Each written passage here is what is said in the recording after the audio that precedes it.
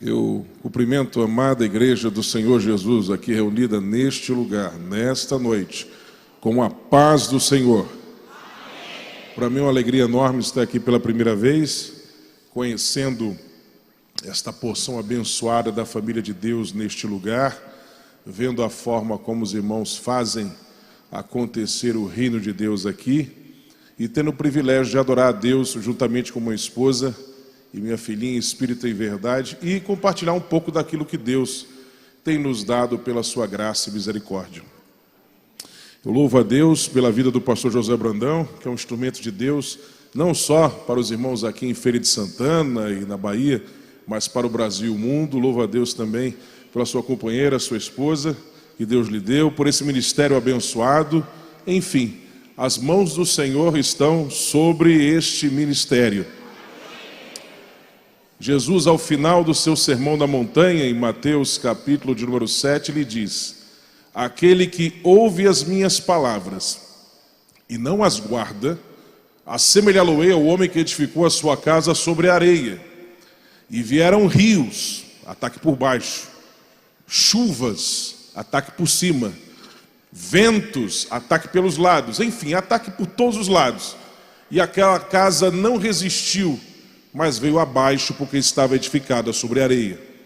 Mas Jesus continua: aquele que ouve as minhas palavras e as guarda, compará-lo-ei ao homem que edificou a sua casa sobre a rocha. E vieram rios, ataque por baixo, chuvas, ataque por cima, ventos, ataque por todos os lados. Mas aquela casa não caiu porque estava edificada sobre a rocha. Com certeza, durante esses 7 anos de existência desse ministério, muita chuva veio, muitos rios, muitos ventos, muitas adversidades, dificuldades, mas passaram-se 7 anos e esse ministério está de pé e crescendo, porque ele está edificado sobre a rocha, que é a palavra do Senhor. E que continue assim até o fim, até o retorno de nosso Senhor e Salvador Jesus Cristo. Amém? Queridos irmãos, eu gostaria de convidá-los a, de pé como estão, abrirem seus exemplares da Sagrada Escritura juntamente com o meu, no primeiro livro das Crônicas dos Reis de Israel, no capítulo de número 13. Desejo ler com os irmãos a partir do versículo de número 6 até o versículo de número 14. Primeiro livro das Crônicas dos Reis de Israel, capítulo de número 13, versículos de 6 a 14. Se você está do lado de alguém que não porta um exemplar das Sagradas Escrituras, ofereça o texto sagrado a esta pessoa para que ela possa acompanhar a leitura bíblica com você. Se você não tem Bíblia e está do lado de alguém que tem Bíblia, pegue carona na Bíblia da pessoa que está do seu lado, de maneira que todos possam acompanhar a leitura da santa, preciosa, perfeita, melíflua, ou seja, doce como mel, palavra do Senhor. Todos encontraram o texto bíblico anunciado, primeiro livro das Crônicas, capítulo de número 13, versículos de 6 a 14. Se sim, se manifestem com um forte, um altissonante aleluia.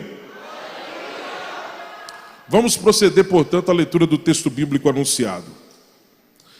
Diz a palavra do Senhor: e então Davi, com todo Israel, subiu a Baalar e dali a Quiriate-Jearim, que está em Judá, para fazer subir dali a arca de Deus, o Senhor que habita entre os querubins, sobre a qual é invocado o seu nome.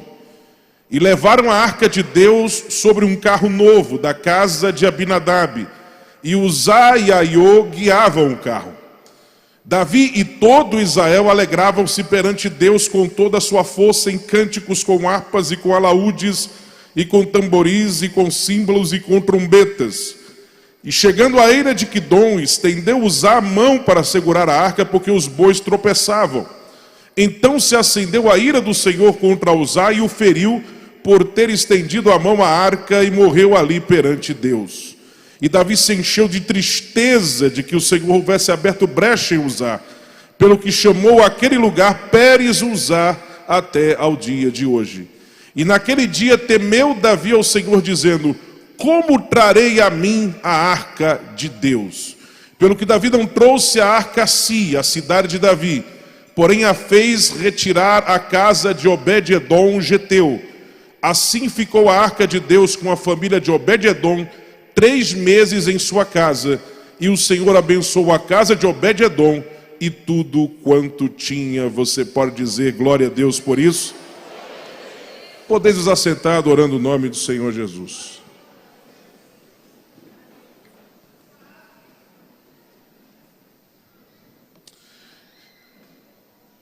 Queridos irmãos e amigos,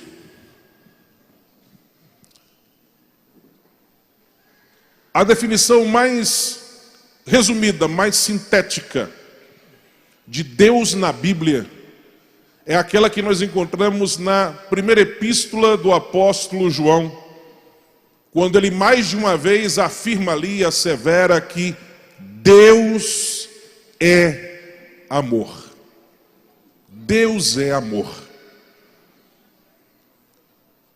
Mas, quando nós pensamos em Deus sendo essencialmente amor, e vemos, à luz da Bíblia, que houve um tempo em que as coisas não existiam, mas apenas Deus, que é o Criador de todas as coisas, logicamente, somos levados ao seguinte questionamento: como é que pode Deus ser amor se antes de Ele criar todas as coisas, Ele existia sozinho, e nós entendemos que o amor só pode se manifestar quando há um outro ser ou uma outra coisa que seja objeto desse carinho, dessa afeição, dessa lhaneza, desse amor. É preciso que haja mais de um ente para que haja um relacionamento, porque não existe amor sem relacionamento.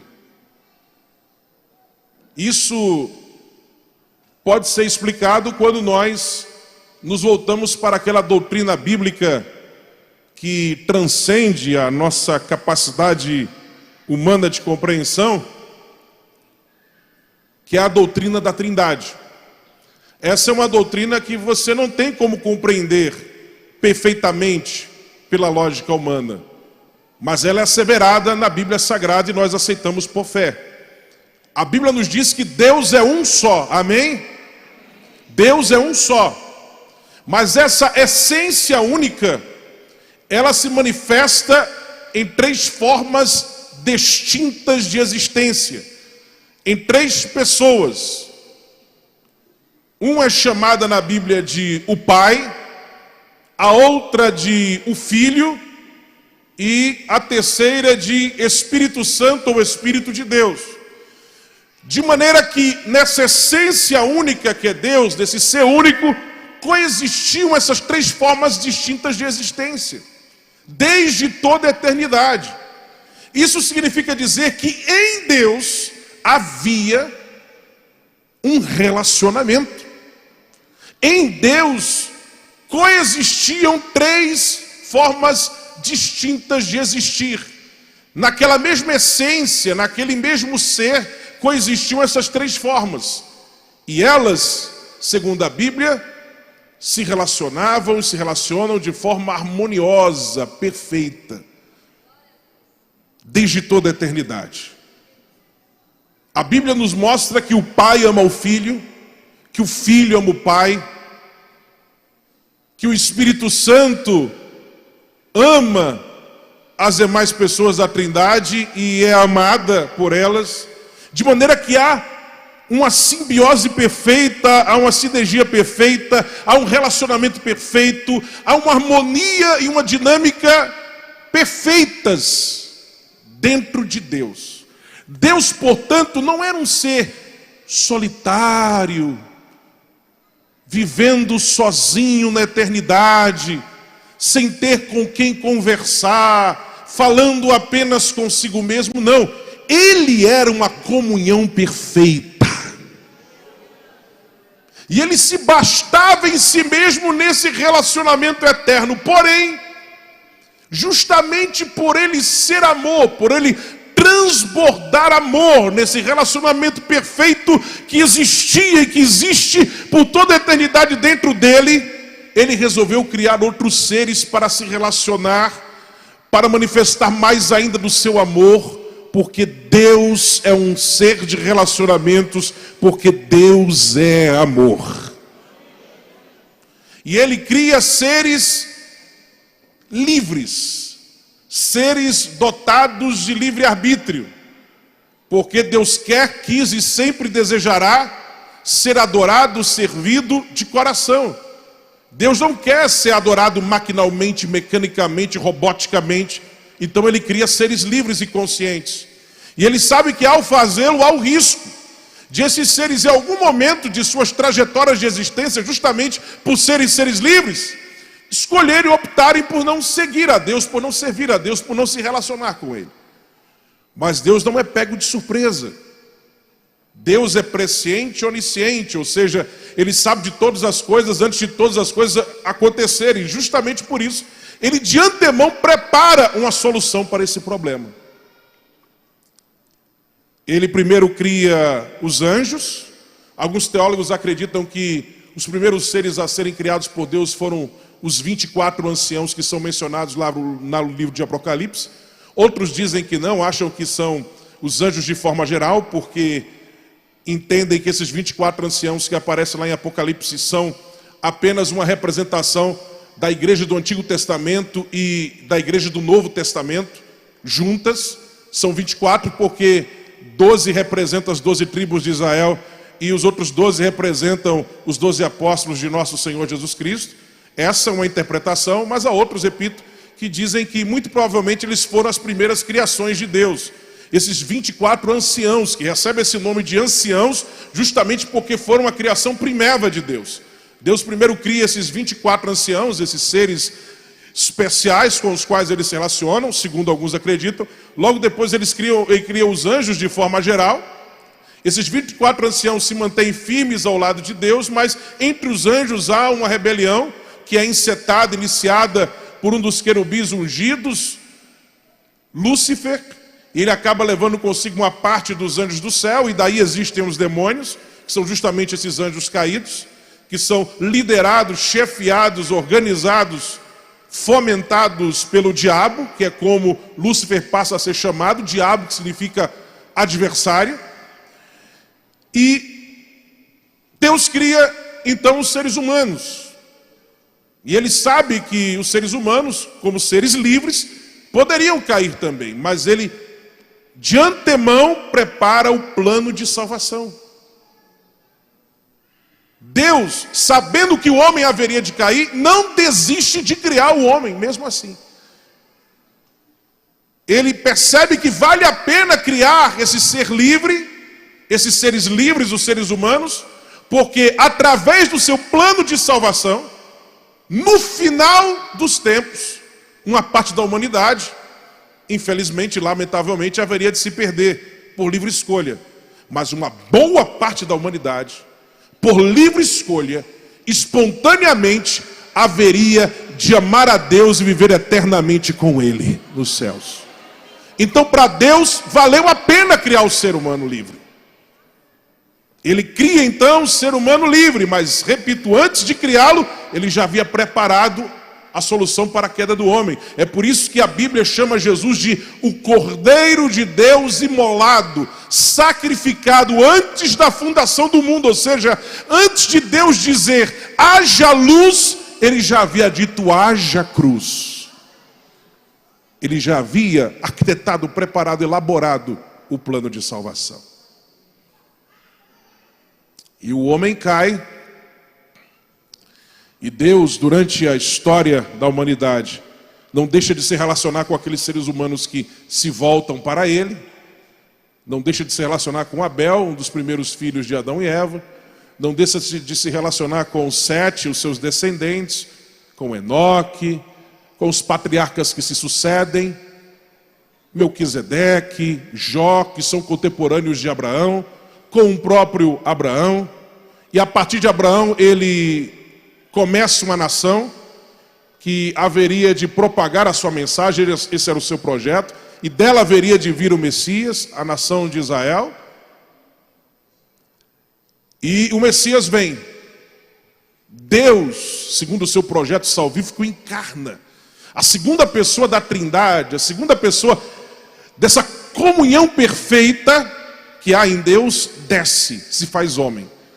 Jesus é Deus encarnado, Deus tabernaculando conosco, Deus suando o nosso suor, Deus pisando o nosso chão, Deus comendo o que nós comemos, Deus tocando fisicamente, como um ser físico as pessoas. Você já parou para pensar nisso? Na coisa tremenda que é a encarnação? E Jesus não vem a esse mundo simplesmente para mostrar como nós devemos viver, para ser o exemplo, para ser o alvo que nós devemos seguir, perseguir, como seres humanos que querem se relacionar com Deus perfeitamente. Mas ele, acima de tudo, ele vem para morrer. E ele sobe a cruz do Calvário, ele se deixa ser sentenciado injustamente à morte, para levar sobre si um justo os pecados de todos os injustos. Ele leva sobre si. O castigo que nos traz a paz estava sobre ele, e pelas suas feridas nós somos sarados. Ele foi esmagado na cruz, moído pelas nossas transgressões, acachapado, acaçapado por nossas transgressões. Ainda no Getsêmani, quando ele estava orando, prestes a subir a cruz, diante do cálice do juízo de Deus, ele sua sangue. Sangue sai pelos seus poros. Era o peso do juízo de Deus sobre toda a humanidade que já estava sendo derramado sobre ele. E ele toma aquele cálice do juízo. E ele sobe ao madeiro. E derrama o seu sangue, o sangue do seu amor.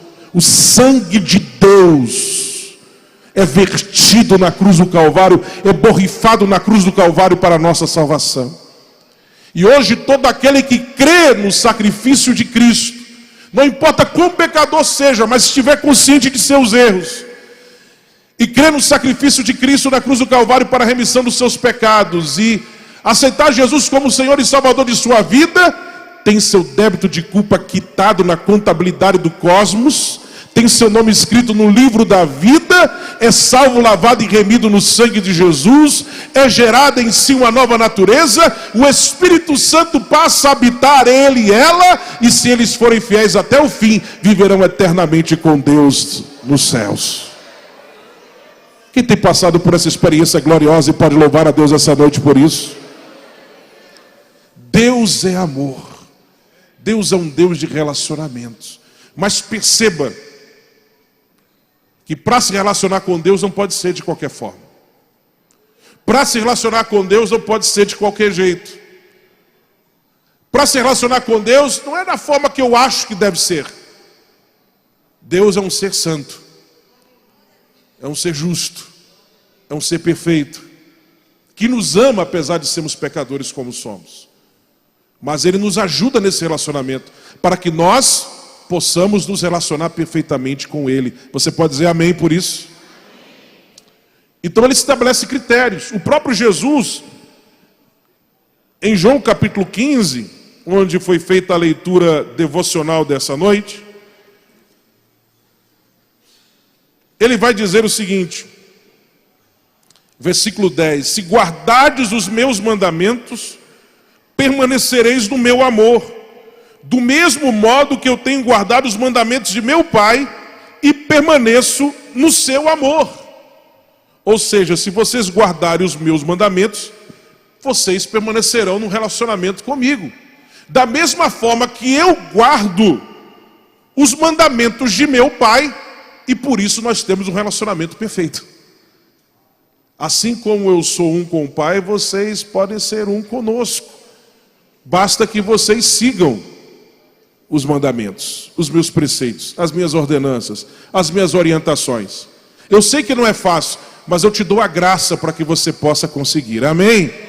E se você, nessa sua busca por fazer a minha vontade, errar, falhar, o meu perdão está à tua disposição para você ser perdoado e prosseguir nessa caminhada rumo aos céus.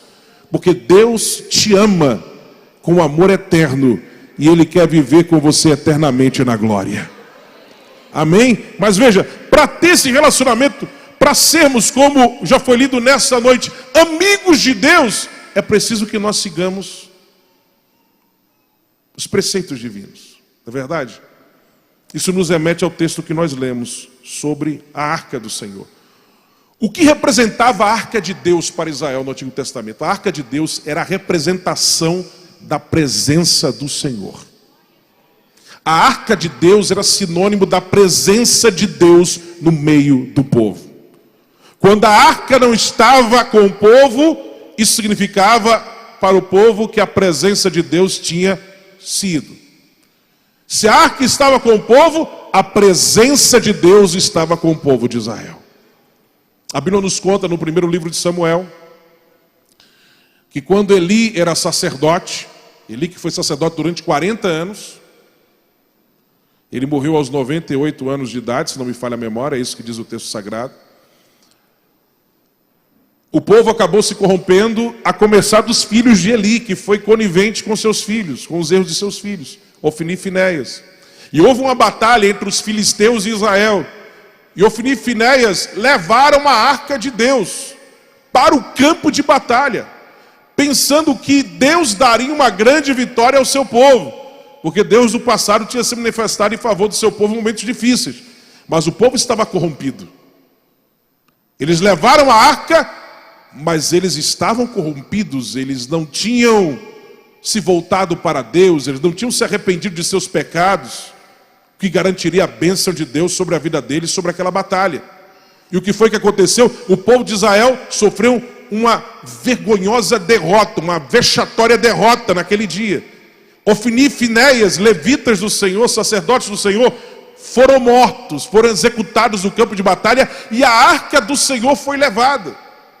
E um daqueles que escaparam daquela batalha correu para contar a notícia. E ele foi em direção a Siló, onde ficava o tabernáculo, naquela época.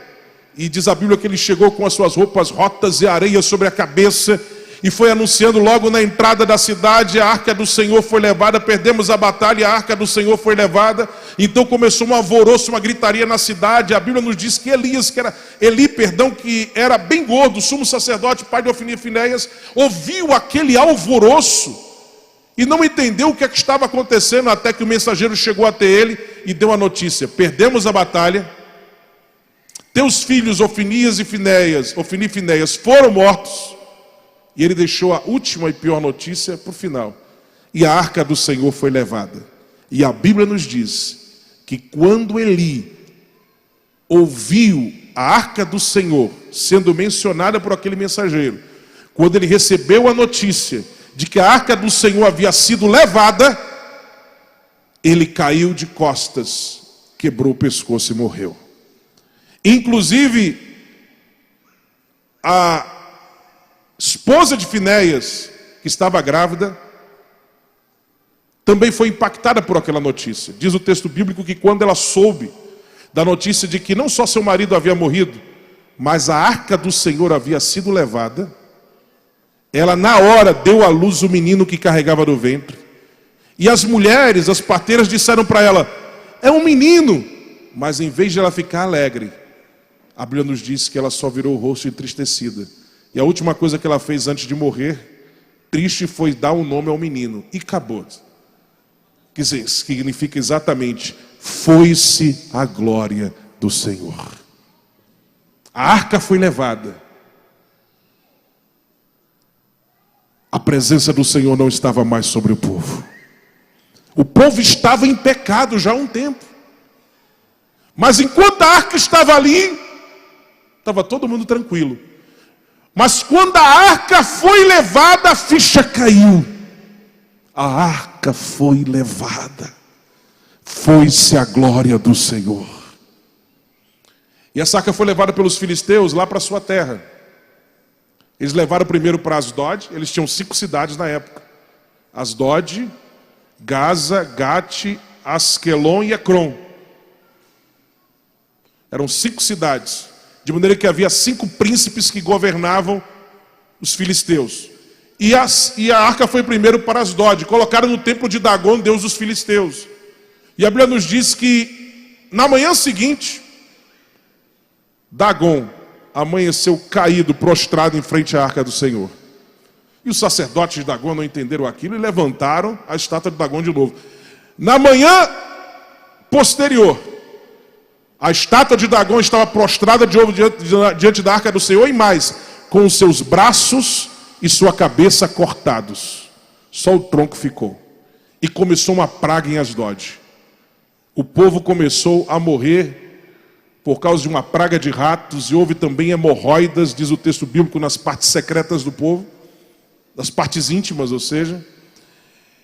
E começou aquele sofrimento. Então os 5 príncipes se reuniram e disseram: vamos tirar essa arca daqui. Vamos levar para onde? Vamos levar lá para Gade. E levaram para Gade.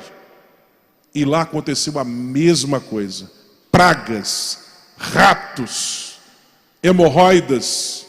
Então eles resolveram levar para Ecrom. Aí quando foram levar para Ecrom, Ecrom disse: não, peraí, aconteceu isso em Asdod, aconteceu esse Gade, e agora vocês querem levar aqui para a gente? E os 5 príncipes se reuniram e chegaram a uma conclusão: vamos fazer o seguinte, vamos pedir perdão ao Deus de Israel. E como eles não sabiam como fazer isso, então eles idealizaram fazer 10 peças de ouro, que seriam 5 hemorroidas de ouro, literalmente isso, representando as 5 cidades dos filisteus, e 5 ratos de ouro, representando a praga de ratos nas cidades dos filisteus. Iam colocar a arca sobre um carro novo. Iriam pegar uma vacas que haviam dado a cria, e portanto estavam com seus bezerros novos, né? E colocar elas para guiar os carros. Iam esconder os bezerros. E eles disseram o seguinte: vamos colocar essas peças de ouro do lado da arca, numa caixa fechada, e vamos soltar esse carro com essas vacas. E se for de Deus, então, essas pragas, se isso realmente era o juízo de Deus, então essas vacas, elas vão pegar o caminho de Bet-Semes e não o caminho oposto. E a Bíblia nos diz que quando eles soltaram o carro com aquelas vacas que tinham dado a cria recentemente, que naturalmente iriam correr atrás dos seus bezerros, em vez de correr atrás dos bezerros, elas seguiram para o caminho de Bet-Semes, e a Bíblia nos diz que elas não estavam com vontade de ir, não. Elas iam gemendo, mas iam porque Deus forçou elas a ir pelo caminho de Bet-Semes. Então eles disseram, realmente era coisa de Deus. E alguns espias ainda dos filisteus foram acompanhando a arca à distância. E quando a arca chegou em Bet-Semes, encontrou lá uma vila de levitas, onde havia Abinadab, um levita. Ele e seus filhos eram levitas do Senhor, e ele recebeu então aquela arca, que colocou sobre uma rocha, e pegaram aquele carro e quebraram, e com ele fizeram uma fogueira, onde sacrificaram aquelas vacas e ofereceram ao Senhor em sacrifício, e os espias filisteus foram embora. E ficou tudo bem ali, até que algumas pessoas resolveram espiar lá dentro da arca, né? E aí começou a haver uma matança, pessoas começaram a morrer porque começaram a querer olhar para dentro da arca, o que era proibido.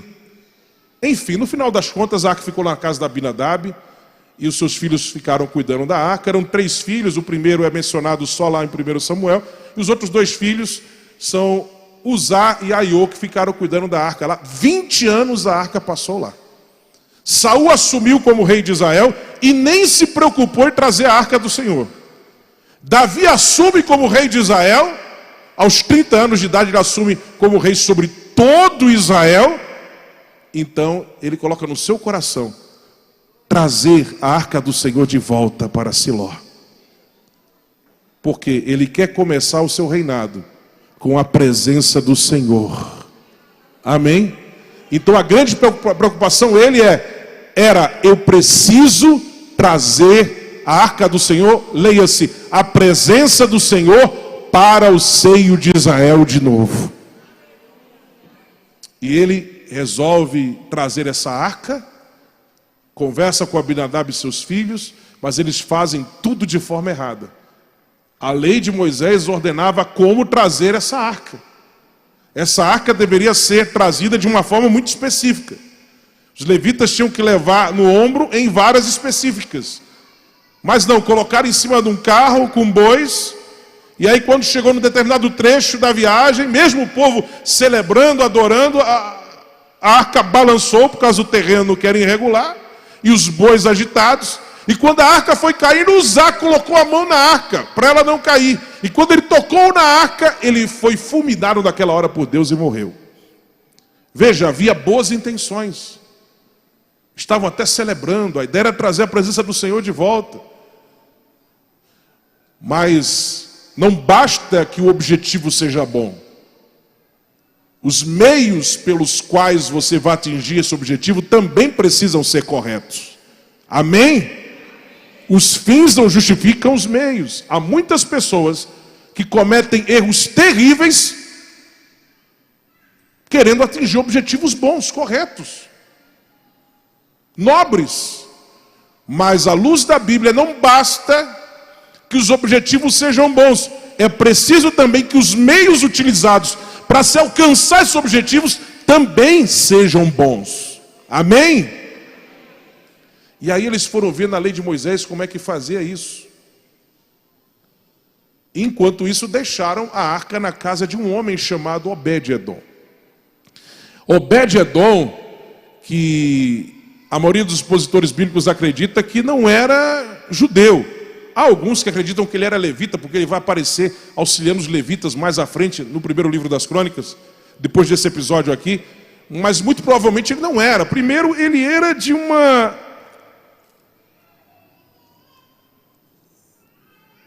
cidade que era dos filisteus. Segundo, ele é chamado de Geteu.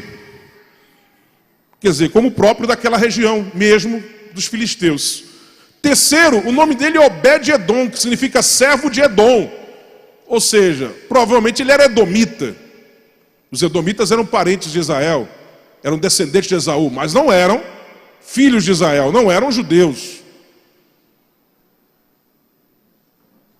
Os israelitas eram descendentes de Jacó, o irmão de Esaú. Então nós temos aqui um homem que não era judeu, que não era israelita, um homem que vivia no território dos filisteus, Obed-edom, Geteu, e a arca, porque era o local mais próximo à casa dele, ficou ali. E veja, o detalhe é que durante 20 anos a arca ficou na casa de Abinadab, que era levita. Mas a Bíblia não nos informa que aconteceu alguma coisa ali. Na casa de Abinadab, a arca ficou durante 20 anos, mas não há notícias no texto bíblico que houve prosperidade, bênção sobre a casa de Abinadab por causa da presença da arca ali. Porém, informa-nos o texto bíblico que a arca ficou na casa de Obed-edom 3 meses, versículo 14 do capítulo 13 do primeiro livro das Crônicas, e o Senhor, durante aquele período, abençoou a casa de Obed-edom e tudo quanto tinha. E tudo quanto tinha. Por que isso não aconteceu na casa de Abinadab? Apesar de a arca ter ficado lá 20 anos, isso aconteceu no período curto de 3 meses, quando a arca foi para a casa de Obed-edom. Nós podemos depreender das entrelinhas do texto bíblico que foi por causa da forma como a família de Obed-edom recebeu a arca do Senhor. Aparentemente, é o que nós podemos depreender das entrelinhas, mesmo Abinadab sendo alguém religioso, levita, parece que ele não valorizou a presença do Senhor, a arca do Senhor na sua casa, como a família de Obed-edom fez, mesmo não sendo a família israelita. Como é que nós podemos depreender do texto bíblico que houve uma valorização tremenda na casa de Obed-edom em relação à arca do Senhor? Porque quando a arca do Senhor finalmente é retirada da casa de Obed-edom e levada a Jerusalém da forma correta, como deveria ser levada, a Bíblia nos diz que Obed-edom pede para ele e sua família viverem agora a serviço da arca do Senhor. E ele passa a ser alguém que serve aos levitas e ele entra no ministério de música dos levitas. Ele depois começa a ser tesoureiro da casa do Senhor.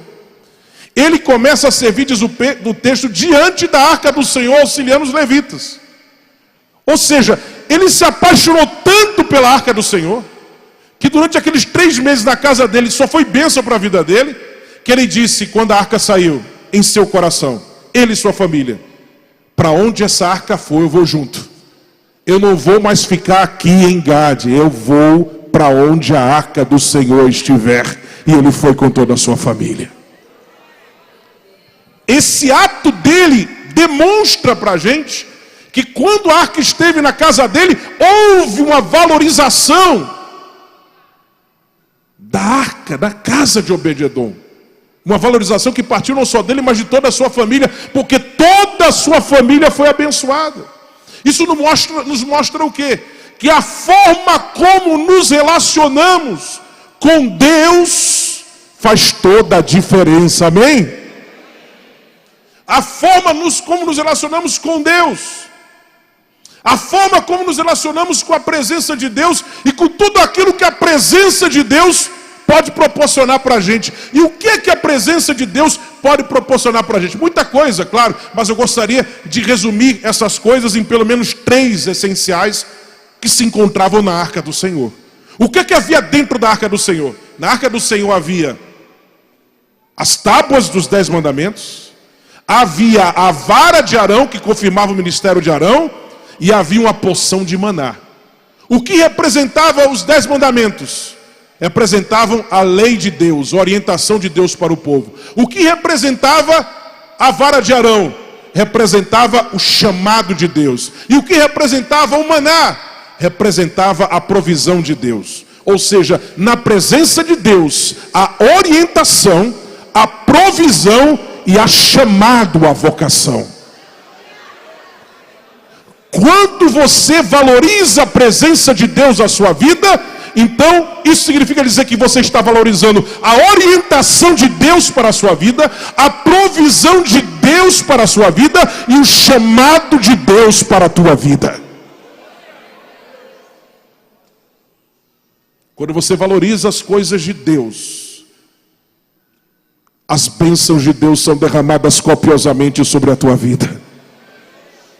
Quando você não valoriza as coisas de Deus, a bênção de Deus não está sobre a sua vida. Valorizar Deus, valorizar a Deus, é buscar primeiro o reino de Deus e a sua justiça, como disse Jesus. E o que é reino de Deus? Reino de Deus nada mais é do que Deus reinando sem rival no trono do nosso coração. Se Deus está reinando soberanamente no trono do seu coração, então as demais coisas vão ser acrescentadas sobre a tua vida. Não vai faltar nada do que você realmente precisa. Mas se Deus não está no primeiro lugar da tua vida, meu irmão e minha irmã, se Deus não estiver, então escute bem, Ele não estará em lugar nenhum da sua vida. Eu vou repetir, se Deus não estiver no primeiro lugar da sua vida, Ele não estará em lugar algum da sua vida. Por quê? Porque Deus não aceita um lugar que não é dele. Eu pergunto, 4º lugar, lugar de Deus, sim ou não?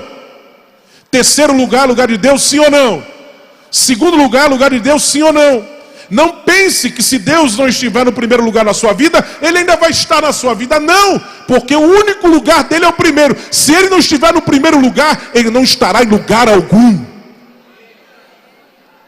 Agora, se Ele estiver em primeiro lugar, Ele vai abençoar todas as áreas da sua vida.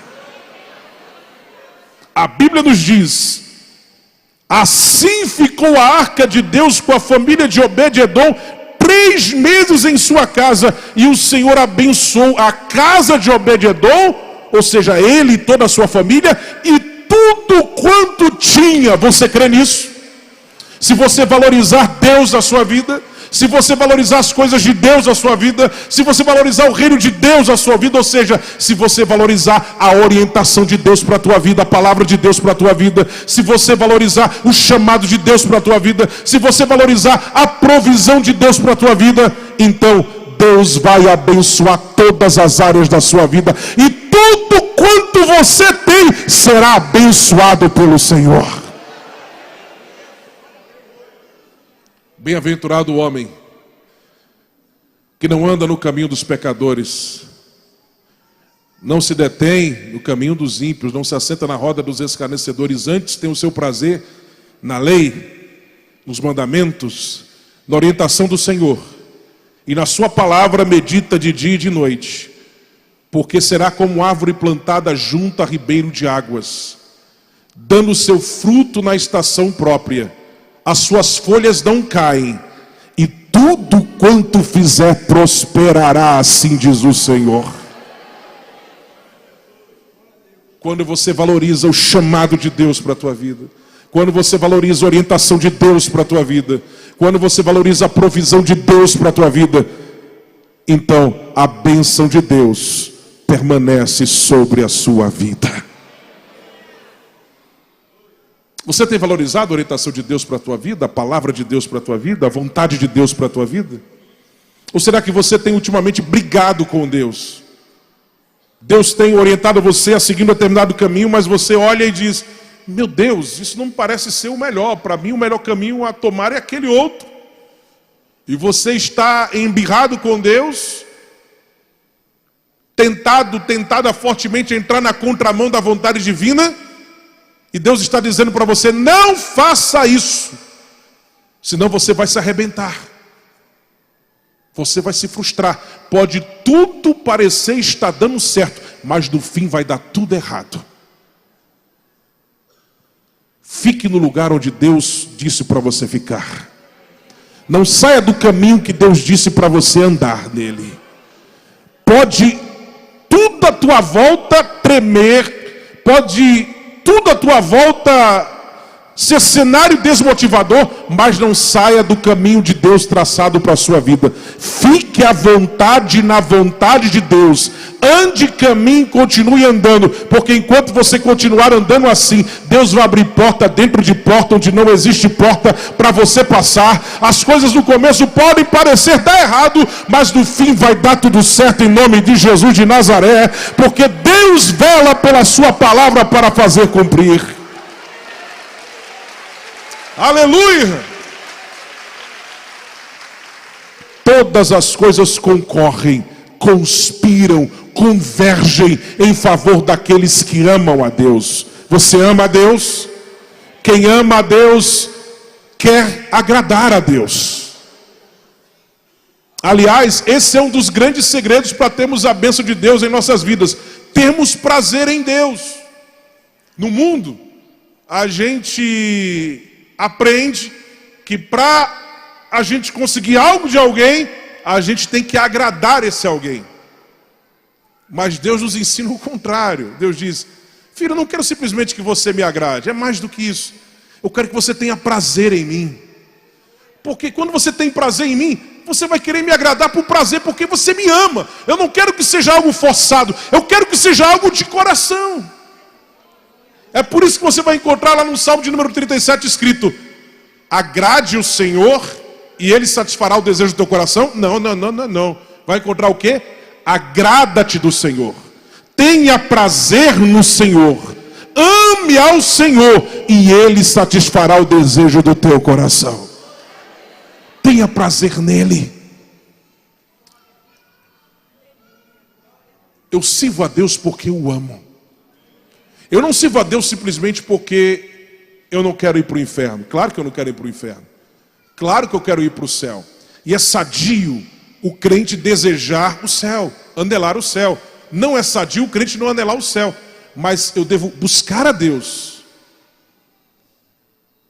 em última instância, não simplesmente por causa do céu, mas por quem Deus é. Porque pense bem, o céu só é céu porque Deus está lá.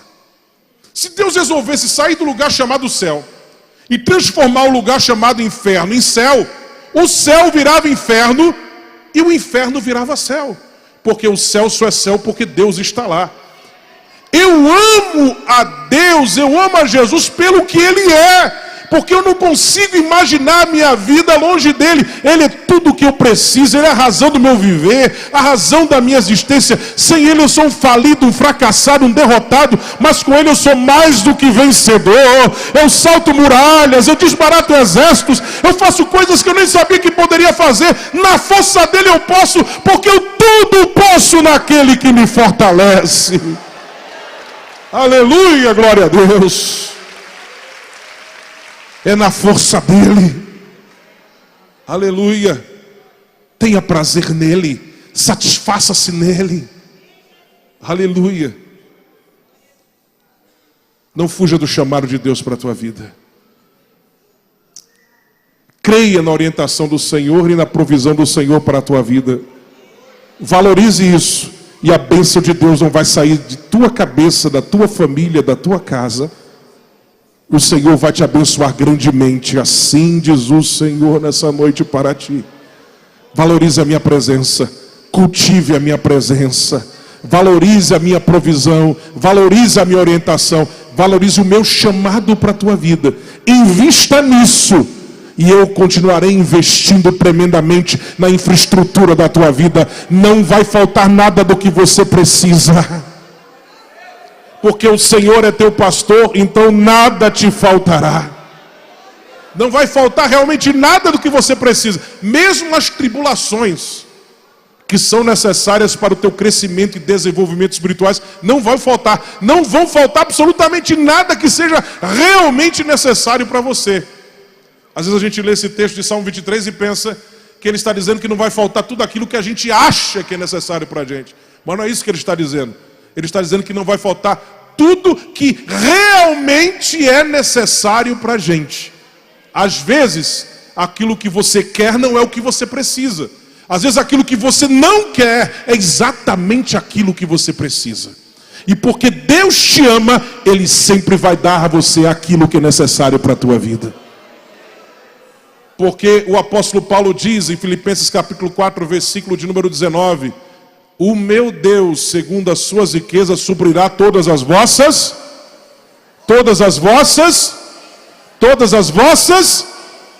Deus não supre caprichos, Deus supre necessidades. Se o que você está pedindo a Deus é realmente necessário para a sua vida, vai ser bênção para a sua vida, Ele vai te dar. Primeira epístola de João, capítulo 5, versículo 14, diz que Ele atenderá todas as nossas petições, se estiverem segundo a sua vontade. Se você está pedindo algo que vai na contramão da vontade divina, não adianta, não vem. Agora, se está no centro da vontade de Deus, então vem para a sua vida arrastado, rebocado, mas vem porque o Senhor é fiel. Aleluia, glória a Deus. O Deus de Obed-edom é o teu Deus. O Deus de Obed-edom é o teu Deus. Valorize a presença do Senhor na sua vida, na sua casa. Como vai o teu culto doméstico? Será que o teu lar também é um lar da presença do Senhor? Será que o teu lar também é um lugar onde você pode dizer que a presença do Senhor habita, está lá? Aleluia, aleluia, aleluia. Se isso é verdade, meu irmão, minha irmã, a bênção do Senhor não sairá de sobre a tua casa, de sobre a tua vida. Você crê nessa palavra? Se crê, fique de pé, eu já estou de pé. Aleluia. Louvado seja o nome do Senhor.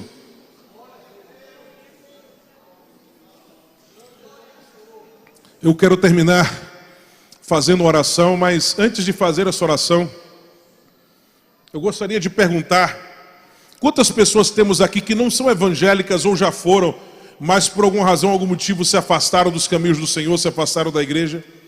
Eu seria terrivelmente omisso se terminasse essa mensagem nessa noite e não fizesse este convite a vocês que eventualmente estejam aqui nos visitando e não são evangélicos ou já foram.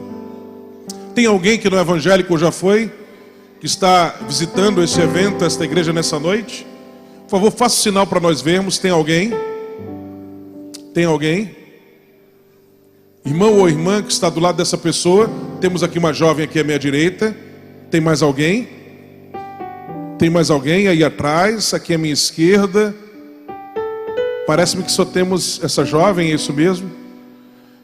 Eu creio que as palavras aqui proferidas e os hinos aqui entoados foram usados por Deus para falar ao teu coração. Você não pode sair daqui sem entregar a sua vida totalmente a Jesus. E eu te convido nessa noite a tomar essa decisão especial. Você quer vir para Jesus? Vem, pode vir, nós vamos orar por ti. Aleluia, glória a Deus. Tem mais alguém para Jesus? Criança, adolescente, moço, moça, senhor, senhora, ancião, anciã.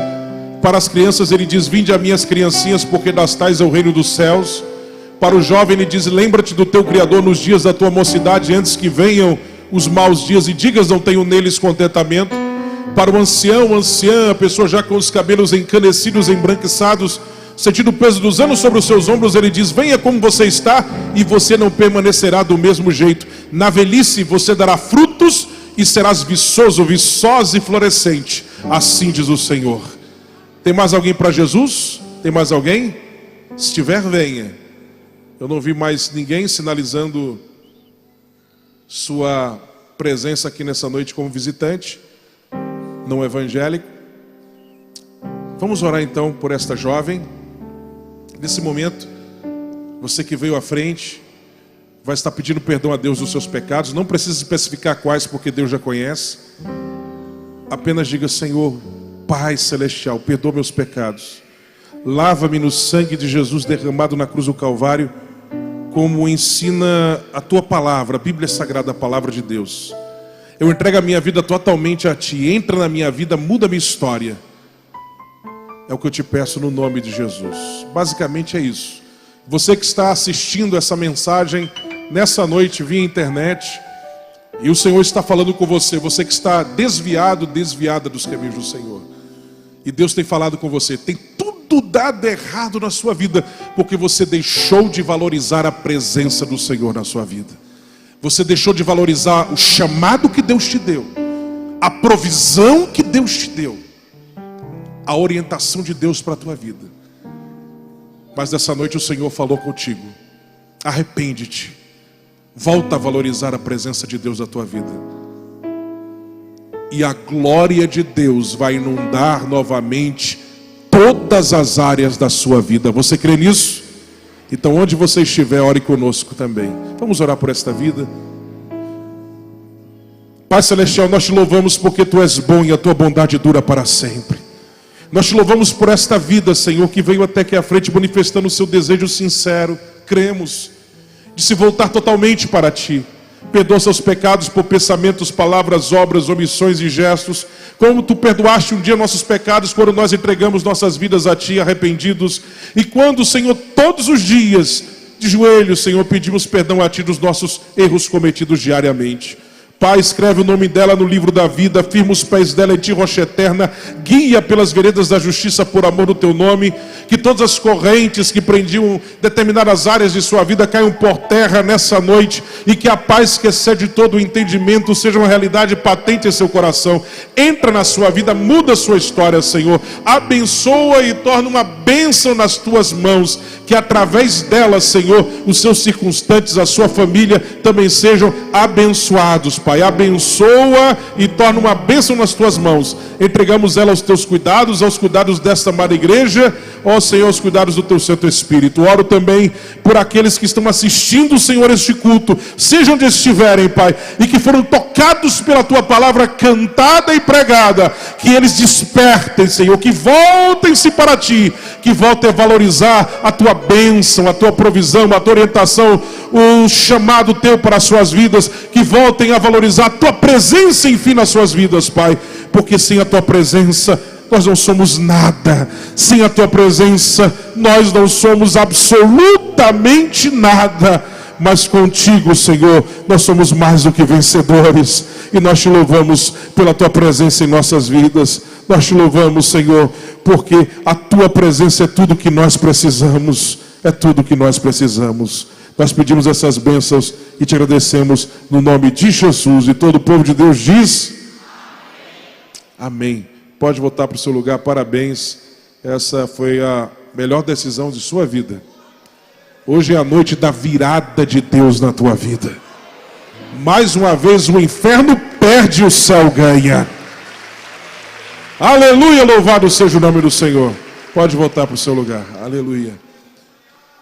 Aleluia, aleluia. Eu louvo a Deus pela oportunidade que me foi dada. E vou devolver o microfone ao pastor Josué. Meu coração está transbordando de alegria na presença do Senhor. Amém. Irmão e irmã, saia daqui com o seu coração convicto, com essa convicção cimentada no seu coração, de que quem não tem Deus pode ter tudo, mas não tem nada. E quem tem Deus pode não ter nada, mas tem tudo. O que importa essencialmente não é quanto você tem na sua conta no banco. O que importa essencialmente não é se você conhece pessoas influentes para fazerem lobby em teu favor. O que importa essencialmente não é se você tem um currículo extraordinário. Tudo isso é bom. Se você puder ter tudo isso, ótimo, maravilhoso. Mas o mais importante de tudo é se Deus está com você. Se Deus não está com você, não adianta nada. É malhar em ferro frio, é dar murro em ponta de faca, é cuspir contra o vento, é dar socos no ar com braços curtos, é tapar o sol com a peneira, é enxugar gelo, é debalde, é em vão, é frustração. Mas com Deus não. Com Deus as coisas acontecem. Amém? No começo pode não ser como você espera, mas no final tudo se encaixa nos seus devidos lugares. Hoje você diz, por que Deus? Amanhã você vai dizer, muito obrigado, Senhor. Hoje você diz, para que Deus? Mas amanhã você vai dizer, Senhor, tu sabes o que fazes, bendito é o teu santo e maravilhoso nome. Aquilo que eu faço agora na tua vida, tu não entendes, diz o Senhor, mas tu compreenderás depois. Fica debaixo da potente mão de Deus, porque é ali que Deus vai te exaltar. Não saia da presença dele. Como disse Moisés, Senhor, se tua presença não for comigo, eu não vou sair deste lugar. Sem a presença de Deus, não dá. Não somos nada. É a presença de Deus que nos faz vencedores. Uma das cenas mais terríveis da Bíblia é quando Sansão, ao quebrar o seu último voto, que foi o voto de não cortar o seu cabelo, o voto nazireado, era um voto que compreendia vários votos. E ele foi quebrando um a um, Sansão, durante a sua vida. Ele não podia beber bebida alcoólica, bebeu. Ele não podia tocar em defunto, em algum corpo morto, seja de animal ou de ser humano, e ele tocou lá naquele leão morto. Enfim, ele foi quebrando um a um todos os votos que compreendiam o voto nazireado. Só ficou faltando quebrar o último. E veja que mesmo ele quebrando um a um, Deus ainda usava ele pela sua graça. Mas quando ele quebrou o último, a longanimidade de Deus é grande, né? A paciência de Deus. Longanimidade é paciência. A gente vai errando e Deus ainda vai tolerando. Mas quando ele quebrou o último, cortou o cabelo, deixou cortar. A Bíblia diz que o Espírito Santo de Deus o deixou. Mas Sansão não sabia. E os filisteus entraram. Ele disse, vou me levantar como das outras vezes e vou acabar com eles. E a Bíblia disse, não sabia Sansão que o Espírito do Senhor já havia abandonado ele. E acabou, foi-se a glória do Senhor. Deus nos livre disso, meu irmão e minha irmã. Te joga nos braços de Deus. Se liquefaça na presença dEle. Fica aos pés dEle. O lugar mais alto onde você pode chegar é prostrado aos pés do Rei do Universo. Não há lugar melhor do que aos pés dEle. Aleluia, aleluia. E como já foi dito nessa noite, Ele não apenas te chama de servo, Ele te chama de amigo, porque Ele quer ter um relacionamento com você. Você é filho e filha de Deus. Você não vale um tomate podre estourado no fim da feira. Você vale o sangue de Jesus Cristo derramado na cruz do Calvário. Você é príncipe e princesa do Senhor, embaixador e embaixatriz de Deus na terra. Então olha para cima e celebra a tua vitória, porque maior é o que está contigo. A presença do Senhor é a garantia, a chancela da tua vitória. Portanto, concluo perguntando: Deus está com você? Deus está com você? Você sente a presença de Deus na sua vida? Então a vitória é tua pelo sangue de Jesus. A vitória é tua em nome de Jesus. A vitória é tua pelo poder da palavra de Deus. A vitória é tua pelo poder do Espírito Santo. Se você crê nisso, dê o maior brado que você já deu de glória a Deus, aleluia, nessa noite. Dê um brado de mais do que vencedor em Cristo Jesus. Aleluia! Louvado seja o nome do Senhor.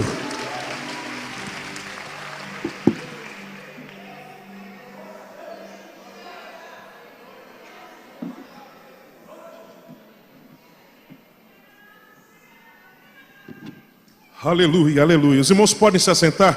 Eu esqueci de algo muito importante, que é o material.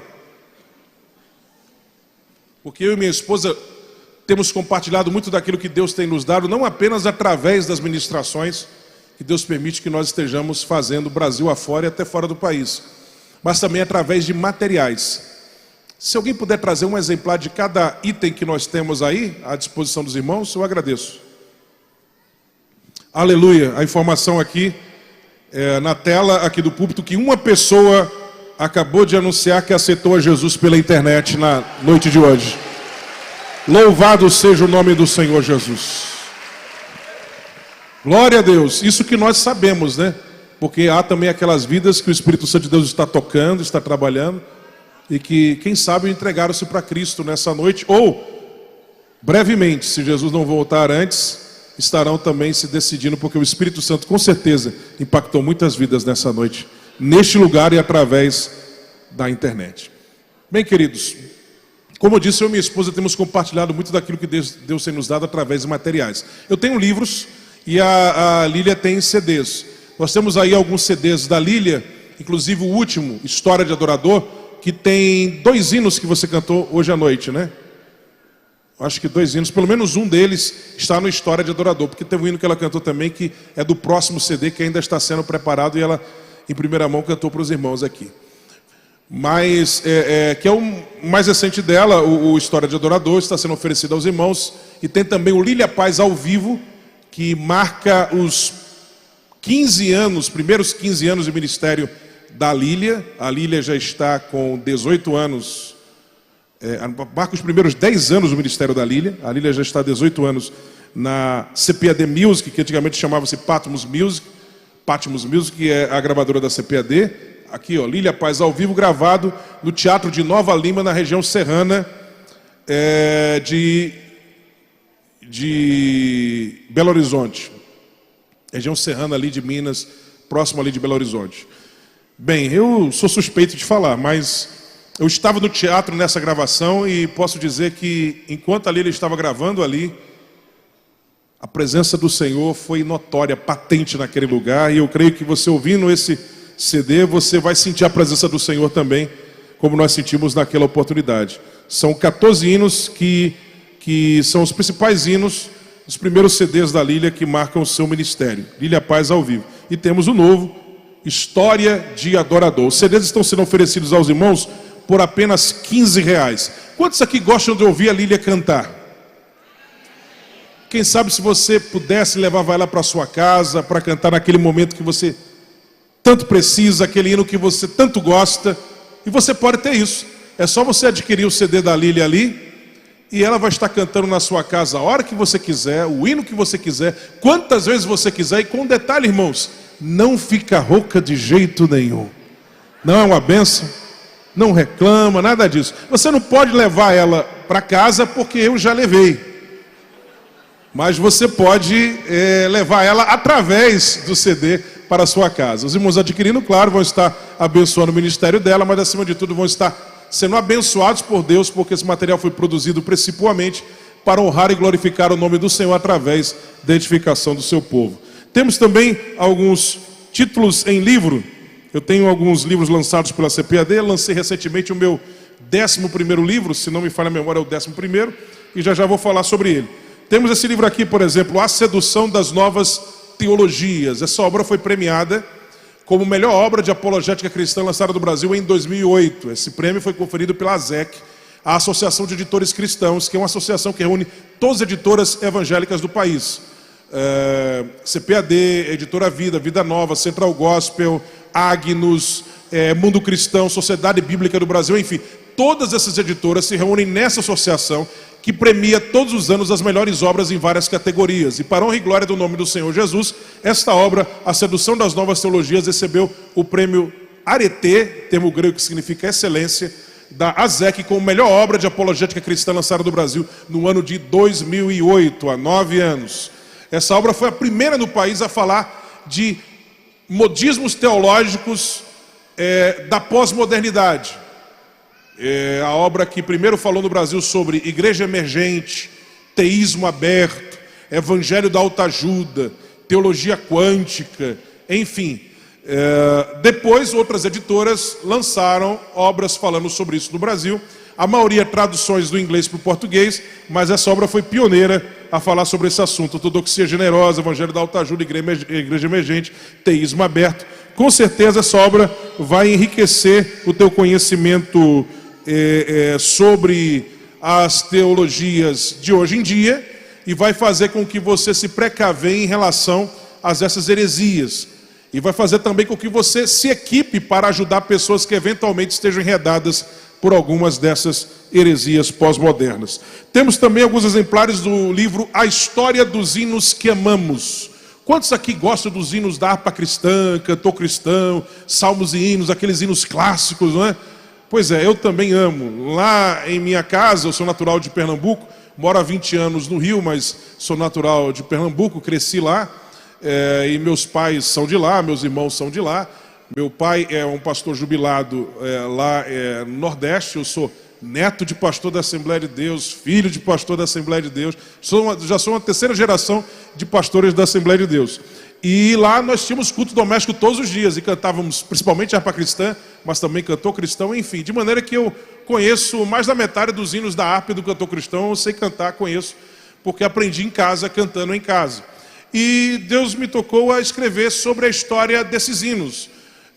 Eu já tive a curiosidade há um tempo atrás, talvez você já tenha tido também, de conhecer a história desses hinos. Qual foi a experiência que os compositores desses hinos clássicos tiveram e que provocaram a composição desses hinos? Então eu corri atrás disso e saiu então essa obra de 350 páginas, que é o primeiro volume de uma série de 2. Se Deus permitir, estaremos lançando um segundo volume ainda sobre esse assunto, onde aqui você encontra a história por trás de 117 clássicos da Inódia Evangélica Mundial, dentre eles 103 hinos que estão consignados na harpa cristã. Aqui você não vai encontrar simplesmente quem é o autor daquele hino, mas você vai encontrar a biografia da vida dele, e mais do que isso, você vai encontrar a história específica, a experiência específica que cada um deles vivenciou e que provocou a composição dos hinos que eles compuseram para a glória de Deus. E quando você conhecer a história por trás desses hinos, com certeza você vai cantar esses hinos que você já ama com muito mais sabor e percepção espiritual. Com certeza você vai ser muito mais edificado cantando esses hinos.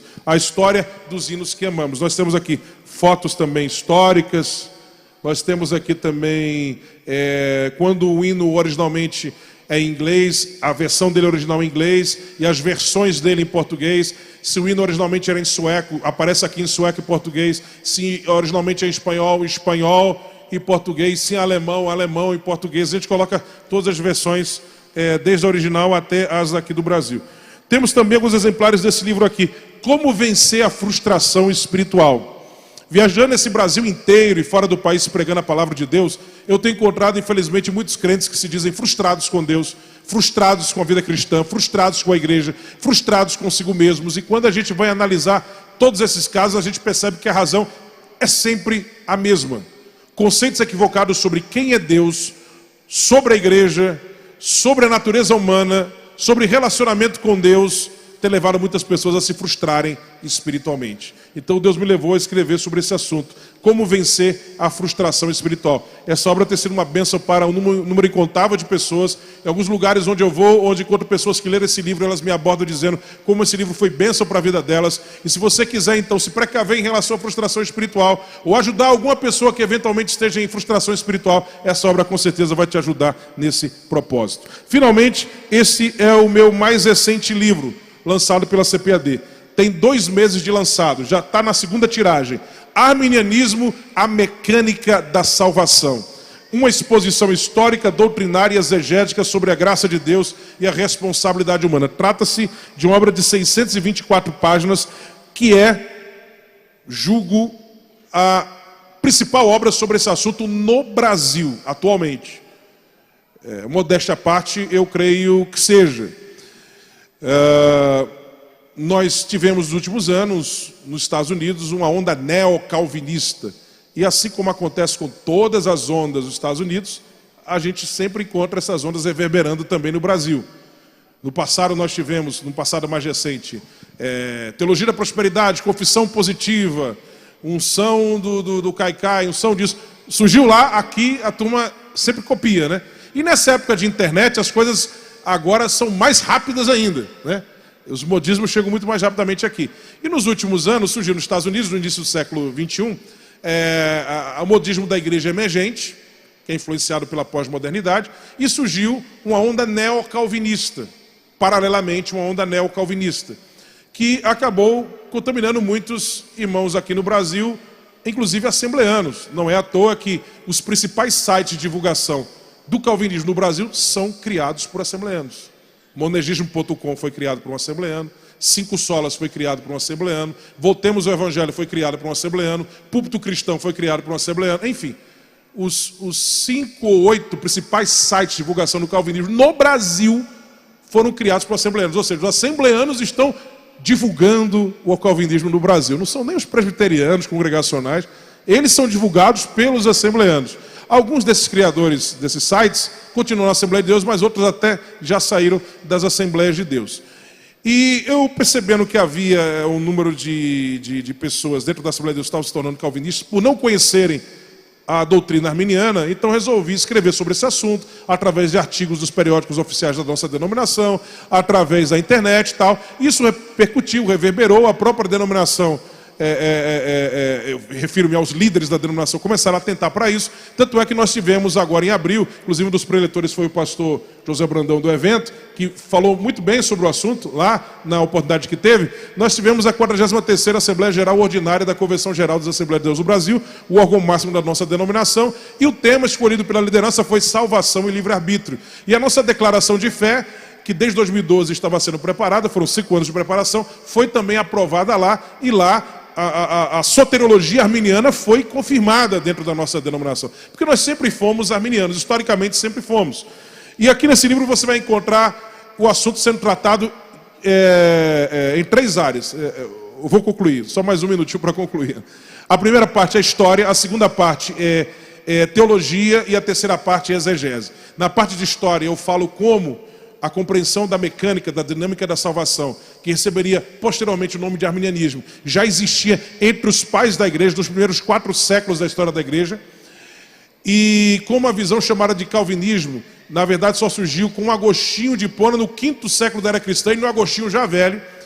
Falo também sobre qual era a compreensão da mecânica da salvação na história da igreja durante a alta Idade Média e baixa Idade Média. Falo também do protestantismo, quando a reforma protestante iniciou, o arminianismo já existia. Não é verdade que o arminianismo foi uma coisa que surgiu dentro do protestantismo quase 100 anos depois do início da reforma, lá no século XVII, com um tal de Armínio. Não, através de Armínio, que sistematizou muito bem esse ensinamento dentro do protestantismo, a coisa recebeu esse nome de arminianismo. Assim como Calvino não é o pai do calvinismo. A coisa começou com Agostinho, 1000 anos antes de Calvino, mais de 1000 anos antes de Calvino.